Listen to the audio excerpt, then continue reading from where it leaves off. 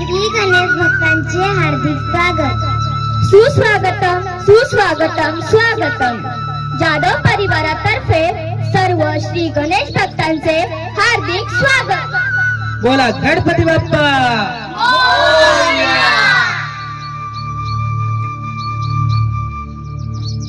भक्त हो, वटपौर्णिमा का साजरी केली जाते तर आज आम्ही या दृश्याच्या आधारे आपणास सांगण्याचा प्रयत्न करणार आहोत. प्राचीन काळी भद्र देशावर अश्वपती नावाचा राजा राज्य करीत होता. त्याला एक सुंदर सालस देखणी कन्या होती जिचे नाव होते सावित्री. जेव्हा सावित्री विवाहासाठी योग्य झाली तेव्हा राजाला तिच्या विवाहाची चिंता वाटू लागली. म्हणून राजाने तिला स्वतःसाठी योग्य वराची निवड करायला सांगितली. मग सावित्रीने योग्य वराचा शोध सुरू केला. यथाकाळ शाल्व देशाचा राजा द्युमत्सिंह याच्या सत्यवान नावाच्या मुलाला सावित्रीने वरले. शत्रूकडून पराभूत झाल्यामुळे राजा आपल्या पत्नी आणि मुलासह अरण्यात राहत होता. सत्यवानाला पसंत करून ती आपल्या राजवाड्यात आली आणि तिने राजाला सत्यवानाबाबत सांगितले. तिचा निर्णय ऐकून नारद मुनी विचारात पडले. ते म्हणाले, सावित्री, तू ज्याला वर म्हणून निवडले आहेस तो खरोखरच सर्व गुण संपन्न आहे, परंतु तो अल्पायुषी आहे. आजपासून बरोबर 1 वर्षानंतर त्याचा मृत्यू होईल. पण सावित्रीचा निर्णय अटळ होता. शेवटी योग्य मुहूर्तावर सावित्रीचा विवाह सत्यवानाशी झाला. सावित्री पती व सासू सासऱ्यांसोबत आश्रमात राहू लागली. पण नारद मुनी जे बोलले होते ते ती कधीच विसरली नाही. सत्यवानाच्या मृत्यूच्या ठरलेल्या दिवसाच्या 4 दिवस आधी तिने व्रत केले. शेवटी तो दिवस उजाडला.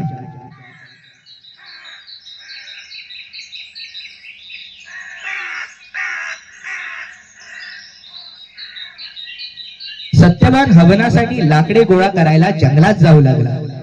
तेव्हा सावित्रीने त्याच्या सोबत जाण्याचा हट्ट धरला. तेव्हा ते दोघीही जंगलात गेले. सावित्री नारद मुनींचे शब्द आठवत दिवसाचे प्रहर मोजू लागली. लाकडे तोडता तोडता अचानक सत्यवानाला अशक्तपणा आला. तो सावित्रीला म्हणाला, सावित्री, माझी तब्येत जरा अस्वस्थ वाटते. मला उभा राहता येत नाही. मी जरा पडतो. असे म्हणून सत्यवानाने सावित्रीच्या मांडीवर डोकं ठेवलं.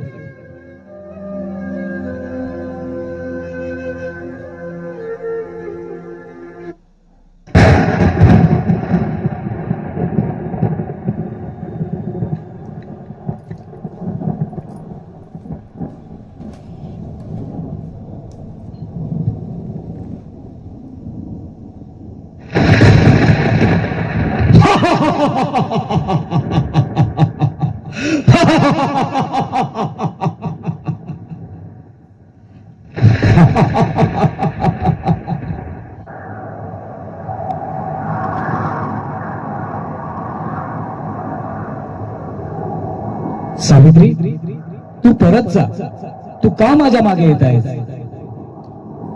हे यमप्रभू, धर्म म्हणतो जिथे माझे पती आहेत तिथेच माझं निवासस्थान, मग इहलोकात असो वा परलोकात.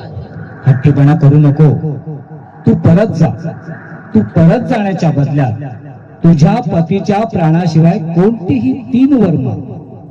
हे यमराजा, जर तुम्हाला वरदान द्यायचे असेल तर कृपया माझ्या सासऱ्यांना दृष्टी परत द्यावी, त्यांचे हरलेले राज्य पुन्हा प्राप्त व्हावे व मला सत्यवानापासून पुत्र प्राप्ती होऊन सत्यवानाची वंशवृद्धी होऊ दे.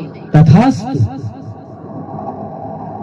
थांबा यमराज, मी एक पतिव्रता स्त्री आहे, तेव्हा सत्यवानाशिवाय मला पुत्रप्राप्ती कशी होऊ शकेल? सावित्री, माझे वरदान खोटे ठरू शकत नाही. मी तुझ्या पतीचे प्राण परत देतो. तुम्ही दोघेही एकमेकांसमवेत 400 वर्ष निरोगी आणि आनंदी आयुष्य जगाल. माझा आशीर्वाद आहे.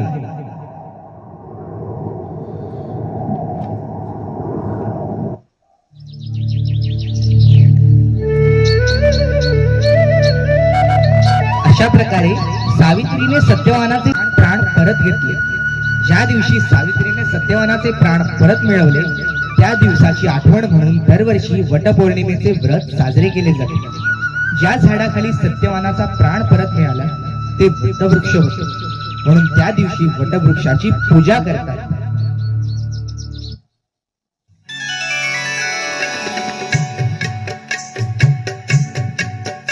आम्ही पतिव्रता नारी आम्ही सावित्रीच्या लेकी आम्ही पतिव्रता नारी आम्ही सावित्रीच्या लेकी तुझ्या वडाची कर तू दोरा बांधू नको चुकी तुझ्या वडाची कर तू दोरा बांधू नको चुकी आम्ही पतिव्रता नारी आम्ही सावित्रीच्या लेकी आम्ही पतिव्रता नारी आम्ही सावित्रीच्या लेकी भक्तीन सावित्रीने केली यमाची ग भक्ती भक्तीन सावित्रीने केली यमाची ग भक्ती सत्यवानाला मिळाली नव्या जन्माची मुक्ती सत्यवानाला मिळाली नव्या जन्माची मुक्ती धन्य झाली ग सावित्री जन्म लागला सार्थकी धन्य झाली ग सावित्री जन्म लागला सार्थकी आम्ही पतिव्रता नारी आम्ही सावित्रीच्या लेकी आम्ही पतिव्रता नारी आम्ही सावित्रीच्या लेकी तुझ्या वडाची कर तू दोरा बांधू नको चुकी तुझ्या वडाची कर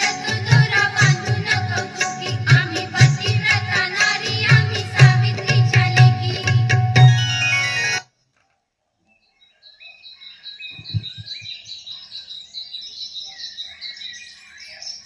एक वटवृक्ष 100 माणसांना 100 वर्ष पुरेल एवढा प्राणवायू देतो. या वृक्षाची रोपे सौभाग्य वायन म्हणून देता येतील तेवढी द्यावी. सर्व महिला वर्गांनी एकत्र येऊन आपल्या परिसराजवळ जाणाऱ्या मोठ्या रस्त्याजवळ लावावी व त्याची निगा राखावी. म्हणजेच धर्म कार्याबरोबर समाजकार्यही साधल्याचे समाधान मिळेल. धन्यवाद. आकाश मंडप पृथ्वी आसन रमे तेथे मन क्रीडा करी कंथा कुमंडलू देह उपचारा कंथा कुमंडलू देह उपचारा जाणवी तो वारा अवसरू वृक्षवल्ली आम्हा सोयरी वनचरे वृक्षवल्ली आम्हा सोयरी वनचरे